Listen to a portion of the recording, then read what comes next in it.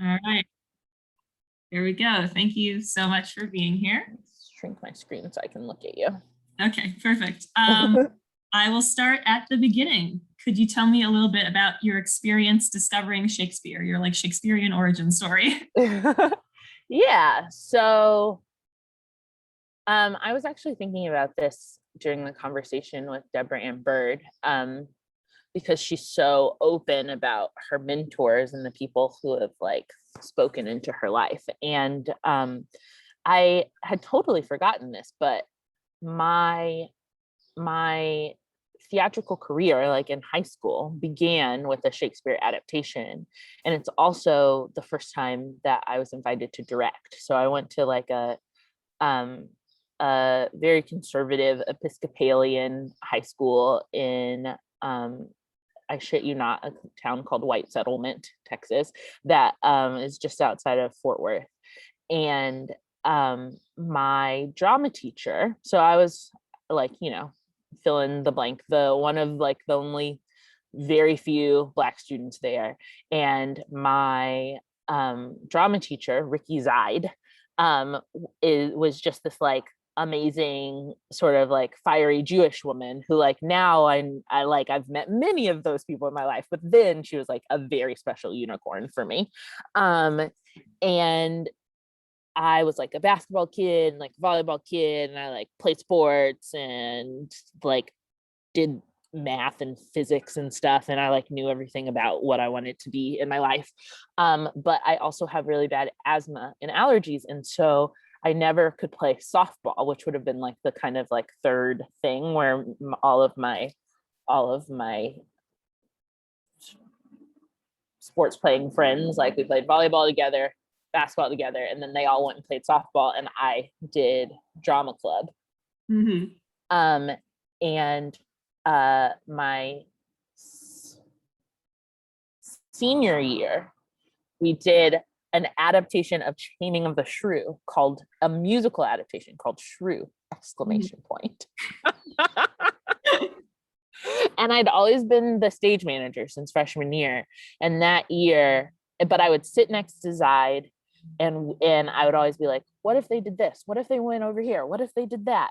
And that year she was like, okay, you're my assistant director. And I was like, okay, I don't know what that means, but I'm gonna do it. And so I was the assistant director of All Saints Episcopal School's production of Shrew! Exclamation point. Exactly. Which is not good and not worth talking about. I don't even know who adapted it, but I think that like cutting my teeth in the theater in a space that wasn't about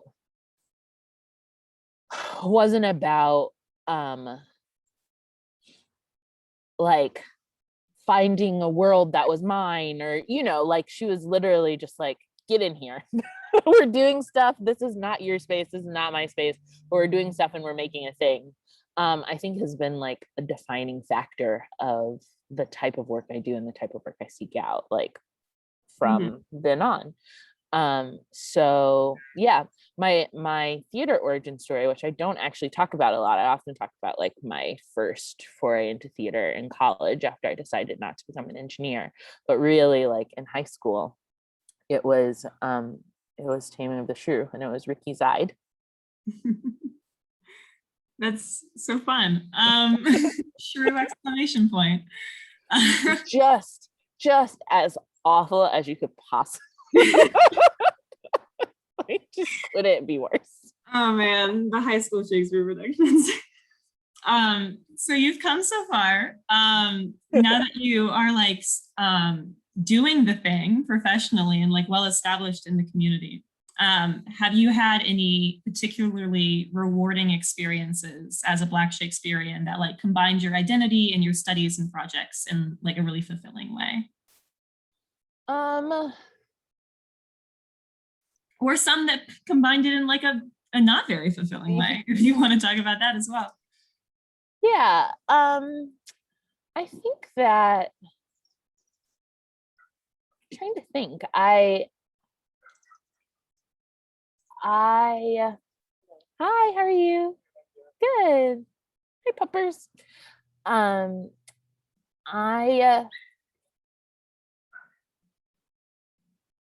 and so many people who we are working with on Othello, right, have the same story, that Shakespeare is something that we've admired, like often from a distance. Like, I love, one of my first shows that I went to in Chicago was Song of Lear at CST.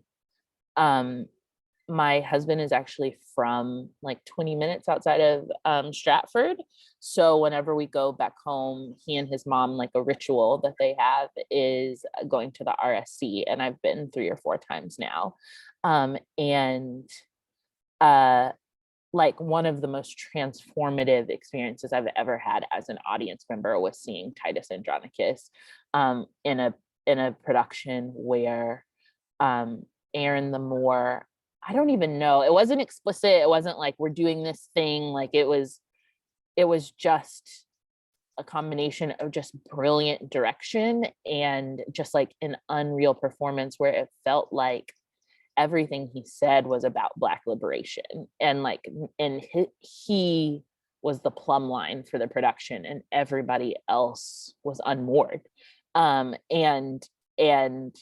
I was just like, wow, like this is what's possible when you like flip something on its head, when you like skew expectations, and when you don't imagine that a Black man fighting for his life is a villain, and for the life of his child, right, is that like everything he thinks is logical and everything that everybody else is doing is madness. So I guess I say all that to say I've had all of these transformative experiences with Shakespeare as an audience member, and I think it would be hard to find a Black theater maker or practitioner who also didn't feel that way, who didn't have a Ophelia monologue, or didn't have a sort of like Keith Hamilton Cobb was talking about with Titania, right? Like, didn't have something that just lit them up from the inside. There are very, very few people who have had the opportunity to do that work. So I've done 3, maybe 4 productions of either Shakespeare or Shakespearean adaptations, just because I get called to do new play dramaturgy. I get called to do like lots of things that that don't have to do with Shakespeare, which is like, I don't know, a tragedy. And so I mean, I would just say that this Ibanquo was a blast and was amazing, but I would say that this opportunity to not just co-direct Othello, but Charlie has done, I think, all but like 10 or something, like something insane.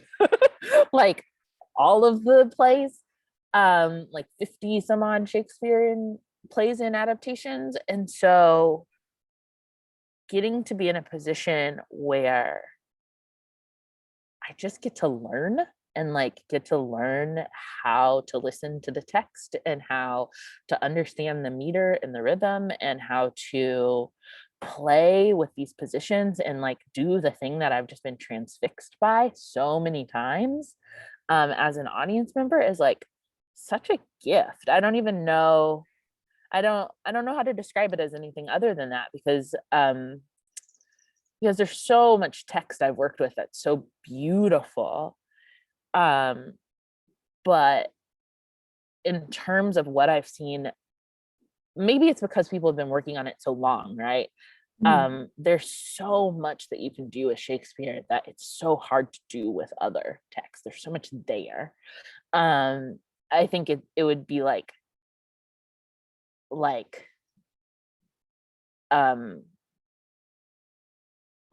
going and getting like sort of like the first early manuscripts of Farsi or of Rumi and Farsi, right? Like it's just be like there's just so much you can do when you're like, oh, this is the thing we've all been trying to do, right? Like this is the thing. that I don't know, I just feel really grateful for this opportunity, um, because there's just so much beauty there to unpack. I don't know. I sound like I'm fangirling over Shakespeare, and I didn't really expect to say that, and to sound like that. But yeah, there are a lot of opportunities you don't get when you make theater. There are a lot of places where people expect you to go and things people expect you to be interested in. And I don't know a Black theater maker who didn't spend didn't fall in love, hasn't fallen in love with a Shakespearean piece and wouldn't love to be considered to be a part of them. And that opportunity is really rare. And it often comes, right, like in the guise of just Othello or something else that isn't the full breadth of the work. And so getting to like come and take on the full breadth of this production is really exciting. Yeah. Yeah. I'm thinking about the thing that you said about the production at RSC, and you said Aaron and liberation. Yeah. And it reminded me a bit of your PhD thesis, dissertation, Yeah. on the possibility of Blackness and the inevitability of revolution, how Yeah. Black can change the world. And I was wondering if you could talk about how your research for that might have informed your relationship to the performances and productions that you work on. Yeah, it's sort of inextricable. So that the before the colon is actually, I think it was a placeholder when I put it in. I stole it from a Nikki Giovanni poem. It's a title. But I just felt like it was such a beautiful juxtaposition, right? In that for me, my journey through affect theory and through what folks like Amber Musser and Josh Chambers-Letson and Jenna Nash, the last two of whom are on my committee, are thinking about in terms of like Black feeling and sensationalism, right? That for me has been this really just exciting opportunity to understand Blackness not as an ontological or biological fact, but as a shared experience of being and an affective resonance that is only limited by our imaginations, right? Like it's only limited by our ability to know and see each other. And so the ways that Blackness and Black people manifest themselves all over the world is like my life's passion. And like the kind of imperfect word for me that I'm always holding on to is heterogeneity, right? And so I'm less interested in making space for one notion of Blackness or for a right way to be with or for or about Black people. And I'm totally dedicated to sort of the liberatory practice that Blackness can be wherever and however and whoever it needs to be in a moment. And that is where liberation exists, right? Is that definitions begin to fail and self-determination is the only logical sort of exterior definitions begin to fail, and self-determination is the only logical next step. And that's where I find liberation for my people. And so and the thing you might know just in your experience of being an academic is that thinking expansively is great and beautiful and powerful, and like there are so many tools. For me, I think of myself as a theorist, and like there are so many people I'm drawing from and like really excited by and like just like groove on, but like even Sadia Hartman has limits, right? Like even Christina Sharp has limits, like even Walter Benjamin has limits. And so where I find the place when I'm like, I don't know what this is. I don't know how this works. I don't know if this exists in the real world. I don't know if my grandmother would understand this. And if my grandmother doesn't understand it, then it's not useful for us. And it's not about Black people. It's about me and my own thoughts. Is the rehearsal room. And like the rehearsal room is where I'm like, okay, let's see if this works. If I say it and no one understands it, it's not a thing. It's not a place we can go. It's not a way we get free. It's just an idea I had that sounds good, and some people in a room are going to clap it for me after a panel. But like, it's not a thing that we can make and do and be. And if it's not that, then I don't want anything to do with it.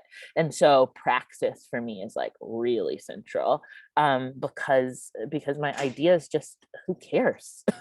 Who cares if I have good ideas? Like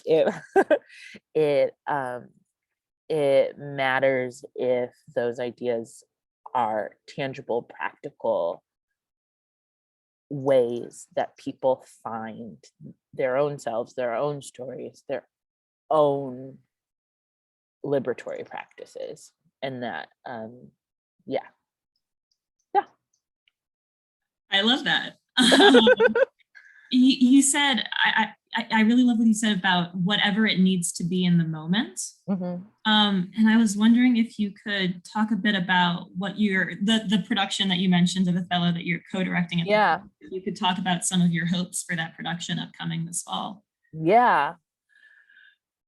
I think my biggest hope is that so much of what my work is like, I actively wouldn't say, even though I'm going to say it out loud, it's not really useful to say a negative into the space, but like, I actively wouldn't say that the audience is an afterthought for me.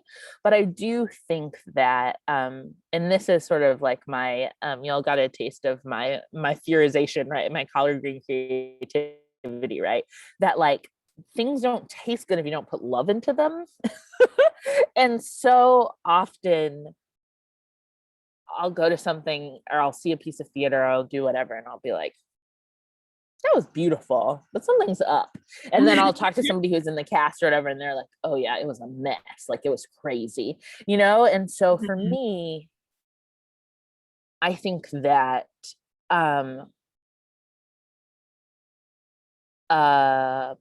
practices of care are like not a rhetorical strategy for me. Like, it's not like I'm like, oh, this is a thing we should do and it's a way we should be. Like, I'm like, if we care about each other, like, things will be more beautiful. We will discover things better. We will be braver. We will take risks that we could never have taken if we didn't know each other, if we couldn't laugh, if we couldn't love, if we couldn't address harm in ways where we get to move forward the next day and we don't have to be stuck in it for weeks and weeks and bring in consultants and figure stuff out and whatever. Like, right? Like, if we spend days and days in rehearsal just learning how to care for each other, then we can tell whatever story we fucking want. We can tell any story, because we have that right. We should be able to tell whatever story we want, but we shouldn't be able to do whatever we want to people. And like, and so if we can be in a room where the goal is to know how to treat people and to listen to them when they ask you how to treat them, then something meaningful can happen. And so for me, like I believe in that wholeheartedly, and I've taken that thesis into dozens of rehearsal rooms. But like, I thought it was a hard one. I thought it was a really hard one because it's not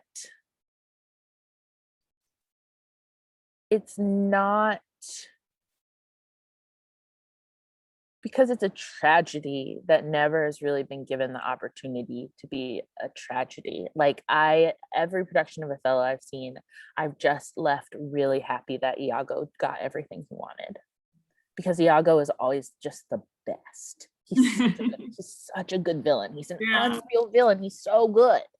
And when he's played well, it's just a high that is hard to he's like Walter White before Walter White, right? Like you don't even realize that you shouldn't be rooting for him. Mhm. And so in this moment to come into this play with care means that we have to undo a lot of our desire for villainy and a lot of our desire to watch somebody manipulate other people so successfully and get away with it. And like and that means undoing one of my favorite characters in Shakespeare, right? That means undoing and that means paying attention to a guy who like I don't really care that much about, or I didn't before we got started, right? Like Othello, who I was just like, it's just a hollow shell of a man. Like I don't think there's a character there. I don't know why we're digging into it. And so taking my practice of care from my comfort zone and putting it in a place where literally the stakes of representation and um, misogyny and racism and all of the phobias and all of the isms are just out on display, right? And saying, what if we care about these people? What if we genuinely empathize and give and breathe humanity into their experiences? Can we learn something? I think it's really tough because the question could be no or the answer could be no, right? But Mhm. like I think that like if I'm gonna put my time and energy and reputation where my mouth is, right, then like to get to Othello and to not try would be the real tragedy, right? That would be the real shame, is to say, okay, I think it works, but only when I'm comfortable, or only when I'm challenging a contemporary playwright, or only when I'm challenging a contemporary Black playwright, or only if everybody feels like this is a good idea, then I can do all of these positive, good, warm, and fuzzy thoughts. But it's like, if I can't do it with something that everyone thinks is a bad idea, then what's the point of doing? Yeah, sorry, I just am so into everything that you're saying. And in terms of like having been in multiple rehearsal rooms and like seeing when care happens and when it doesn't, like just could not agree more. Yeah, you can Um, do so much more when you mhm, just get to know each other. yeah, for sure. Um, for my last official question, before I ask, if there's anything that you would like to touch on that we haven't, Yeah. um, what do you, both on like a personal level and like a broader academic and performance level, what do you hope to see from the Shakespearean community moving forward? Or like, what are some of your own goals for Yeah. making that happen in your own spheres? Yeah. I mean, I think for me, this idea of heterogeneity, which is like the word I sort of um, gravitate to outside of, because all the ed and I make me uncomfortable, but I mean E is great, but the D and I, yeah. I think that for me, heterogeneity of experience is so important. And I just like, my hope is that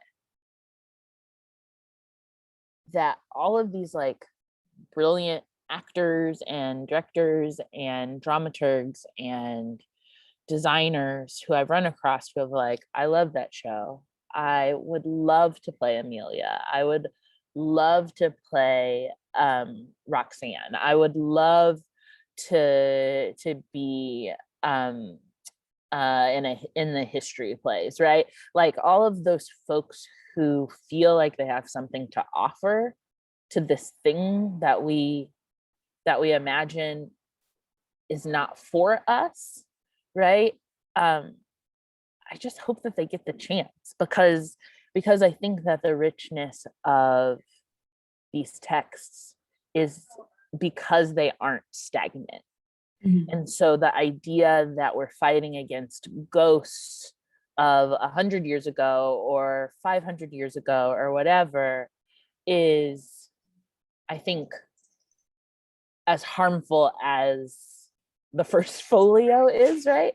That like our fight isn't against these ghosts of the past, that our fight is against this idea that the thing we know to be true now has always been true and can't ever be anything else. And for me, it's about the opportunity to prove that something different is possible, and that every time a Black person walks into a room, things have to change.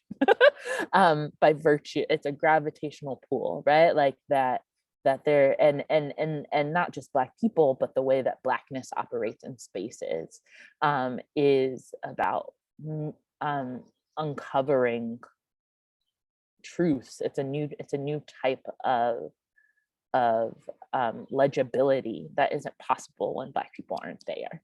Mhm. And so why would we take something that we know are so beautiful and so rich and so vibrant and not invite light into it, right? Not invite clarity, not invite experimentation. And for me, that's every aspect of theater, right? That's about Soyinka, that's about Beckett, that's about Janae, it's about all the people, right? It's like what happens when we could do anything, when we choose what to do. Watch out. Yeah. I think that's a beautiful note to end on, unless, I mean, if there's anything else that's really important to you that we didn't touch on, or any recent, current, or upcoming productions or projects that you want to discuss. Yeah, thank you so much for being here. No problem. Thank you for inviting me.